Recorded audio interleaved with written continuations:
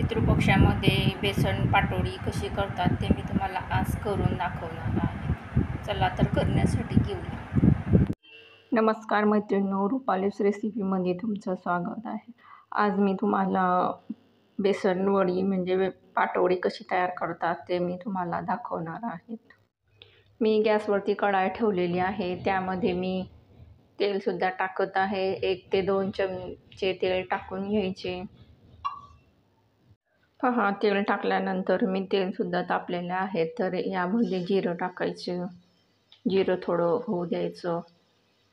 पहा, जिरे झालेले आहेत. तर यामध्ये मी मिरची ठेचा म्हणजे यामध्ये मी अद्रक, लसूण आणि मिरची हे तिन्ही पण मिक्सरमध्ये बारीक करून घेतलेले आहे.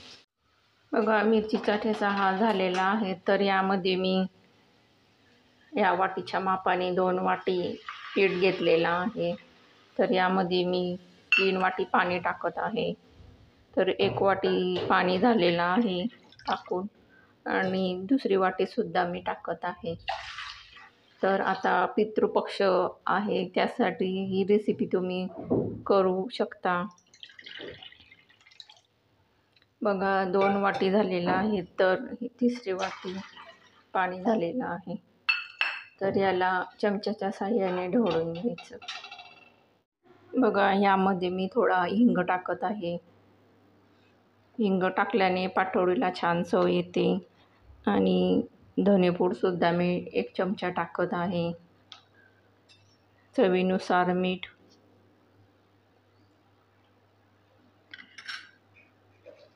थोडी हळद. हे टाकल्यानंतर हे पाण्याचं मिश्रण परत चमच्याच्या साहाय्याने हलवून घ्यायचं आणि याला मस्त अशी छान उकळी फुटू द्यायची पाण्याला. पहा, किती मस्त अशी पाण्याला उकळी फुटत आहे. अशा पद्धतीची तुम्ही सुद्धा पाटोळी तयार करताना छान अशी मस्त पाण्याला उकळी फुटू द्यायची, जेणेकरून पाटोळी ही खाण्यासाठी अगदी टेस्टी लागते. बघा, मी गॅससुद्धा कमी करत आहे आणि यामध्ये मी हरभरा. पहा, मस्त अशी उकळी फुटत आहे पाण्याला. तर यामध्ये मी 2 वाटी पीठ घेतलेलं आहे, बेसन पीठ. तर हे पीठ या पाण्यामध्ये मी ॲड करणार आहे.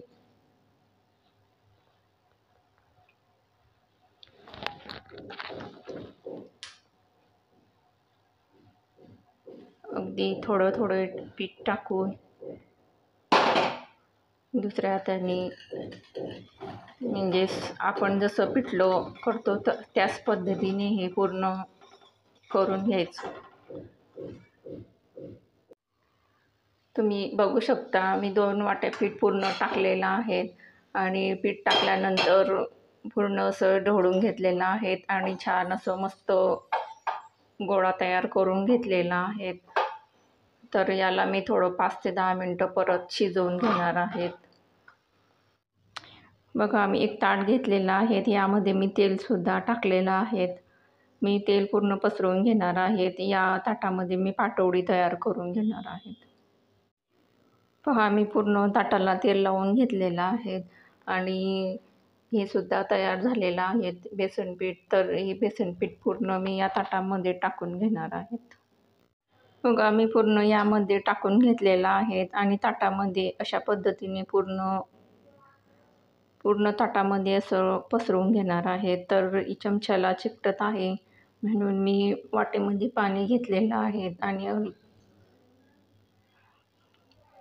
चमचा हा पाण्याने भिजवून घेणार आहे, जेणेकरून याला चिपकणार नाही त्यासाठी. पहा, अशा पद्धतीने पूर्ण ताटामध्ये पसरवून घ्यायचं आणि थोडं थंड होऊ द्यायचं. तुम्ही बघू शकता, हे पूर्ण असं थंड झालेलं आहे आणि हातालासुद्धा चिटकत नाही. तर यावरती मी थोडं खोबरा खीस असा टाकून घेत आहेत. अशा पद्धतीने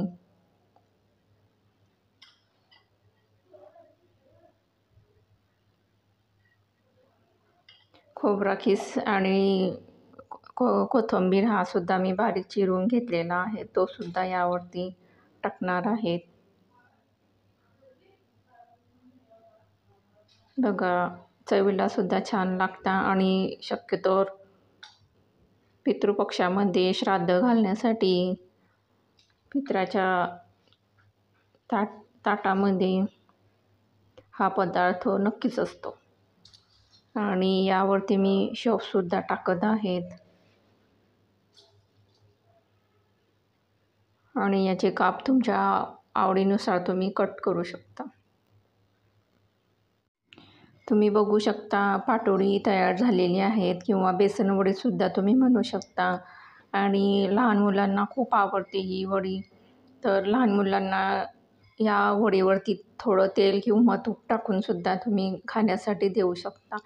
तर बेसन वडी किंवा पाटोडी पितृपक्षातील हा पदार्थ तुम्हाला आवडला असेल तर रुपालीस रेसिपी चॅनलला लाईक करा, शेअर करा आणि सबस्क्राईब करा. तोपर्यंत धन्यवाद.